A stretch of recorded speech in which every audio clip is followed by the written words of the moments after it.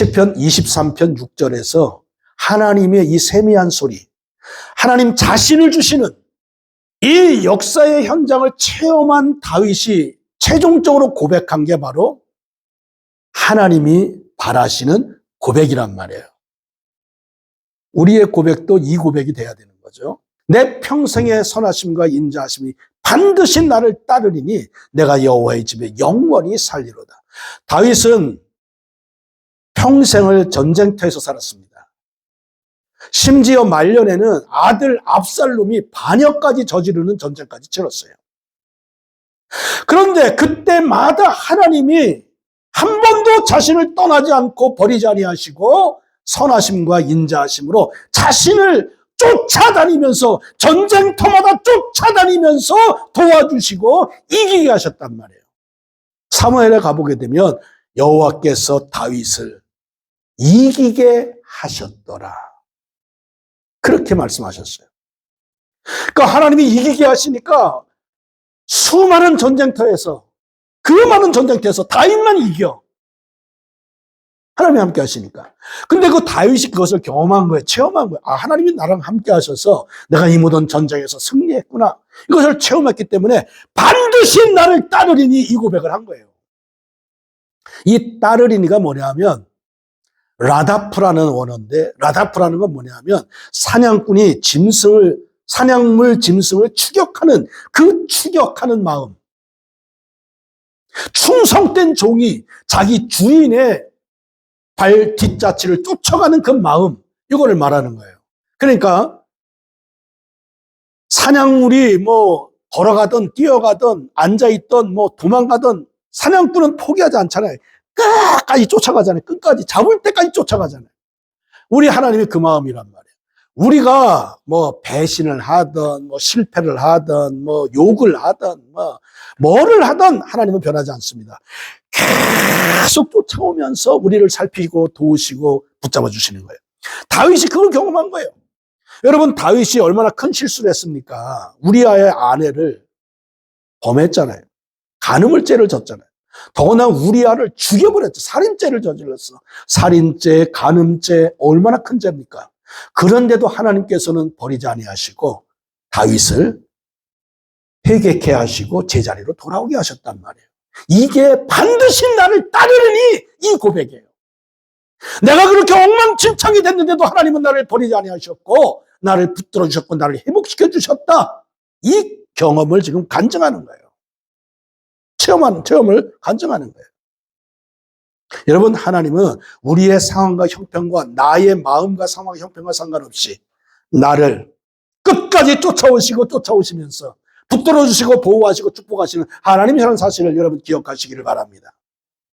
그래서 다윗이 내 평생의 선하심과 인자하심이 나를 따른다고 한 것이에요. 이 선하심은 굿니스라는 단어입니다. 이건 토브라는 원어인데 토브라는 건 뭐냐면 일상의 모든 삶에 필요한 원자재들, 먹을 거, 입을 거, 마실 거, 돈, 명예, 권세 이런 것들을 전부 챙겨주신 하나님이시라는 것이 선하심이란 굿니스라는 단어예요. 이 토브라는 단어입니다. 여러분, 하나님은 여러분에게 필요한 것들 다 챙겨서 주실 줄로 믿습니다. 다윗이 경험한 거예요. 다윗이 체험한 거예요. 우리도 그것을 경험하고 체험하고 지금까지 살아온 것입니다. 저도 여기까지 그것을 경험하고 체험하고 살아왔어요. 저도 이 고백을 다윗과 함께 합니다. 여기 인자하심이라는 단어는 헤세드라는 단어인데 이건 뭐냐면 언약적 사랑을 말하는 것입니다.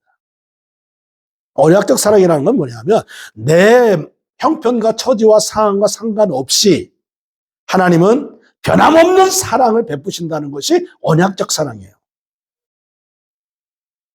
만약에 언약적 사랑이 아니라면 우리가 하나님 싫다고 하면 하나님도 그건 나도 싫어. 네가 나 싫어. 나도 너 싫어. 이렇게 될 수 있단 말이에요. 근데 언약을 하셨단 말이에요. 나는 너를 버리지 아니하고 나는 너를 놓지 않고 나는 너를 끝까지 사랑할 거야 라고 언약을 하셨단 말이에요. 그렇기 때문에 우리의 형편과 처지와 상관없이 끝까지 사랑하시는 거예요.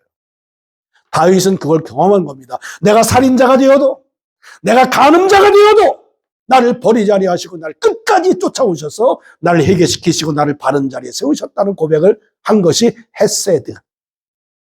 이 언약적 사랑을 지키신 하나님에 대한 고백이란 말이에요. 그래서 이 다윗이 뭐라고 담대히 고백합니까? 내가 여호와의 집에 영원히 살겠습니다. 현실에서도 내세에서도 하나님과 살겠습니다. 이렇게 강하게 담대히 고백하는 것입니다. 이런 하나님이라면 지금도 영원까지 함께 살겠습니다. 이 다윗이 고백한 것이. 이 고백이 저와 여러분의 고백이 되시기를 주님의 이름으로 축복합니다. 여호와 집에 산다는 것은 뭐냐 하면 하나님의 임재를 말하는 것입니다. 집에 누가 살아요? 주인이 살잖아요. 집주인이 있잖아요, 집에. 이 당시에 이 고대 사회에는 나그네가 어느 지역을 갔을 때 한 집에 초대를 받아서 그 집 주인의 보호 속에 먹을 거, 입을 거, 쉼을 얻게 되는 것을 가장 안전하게 생각한 겁니다. 그래서 이스라엘 백성들은 나그네가 지나가면 자기 집에 초대해가지고 자기 방을 내주고 먹을 거, 입을 거, 마실 걸 준 거예요. 배 무슨 민족이 있는데 이스라엘 가면 그 민족은 지금도 나그네가 지나가면 자기 집에 초대해서 자기 침상을 내주고 지금도 대답합니다. 이 구약 성경에 있던 걸 그대로 하고 있어요. 지금도. 이 여호와의 집이 그겁니다. 집 주인의 그 가훈, 가법 거기에 따라서 그 집에 거하게 될 때 가장 안전을 느낀 거예요. 이 고대 사회는. 그러니까 나그네가 어느 고장에 갔을 때 거리에 있게 되면 완전히 뭐 난리 나는 거죠. 그 롯의 가정이 이렇게 됐잖아요. 응? 길거리에서 그냥 천사들 내놓으라고 막 난리 났었잖아요. 나그네는 아주 밥이요. 어느 동네에 들어가면. 그런데 어느 한 집에서 모셔드려서 그 집에 있게 되면 바깥으로부터 보호를 받게 되는 거예요. 이게 이 여호와의 집에 영원히 살겠다는 얘기예요. 그러니까 하나님의 집에 하나님의 임재 속에서 나는 보호받으며 먹을 거 입을 거 마실 거를 챙겨받으며 그렇게 그리고 문제는 뭐냐면 여호와의 집에 산다는 건 여호와의 가법에 맞게 살아야 되는 거죠. 집 주인의 가훈과 가법에 맞게 살아야 그 집에 살 수 있는 거예요. 영원히 살겠다고 하니까 뭡니까? 하나님의 가법에 맞춰서 하나님의 가훈에 맞춰서 내가 하나님의 임재가 있는 집에서 영원토록 그렇게 순종하며 살겠습니다. 요 고백을 지금 다윗이 한 거예요. 그러니까 하나님의 임재 속에 보호와 축복과 선하심과 인자하심이 반드시 받으려면 항상 하나님의 가훈과 가법대로 살면서 보장을 받겠다는 고백을 다윗이 한 거죠.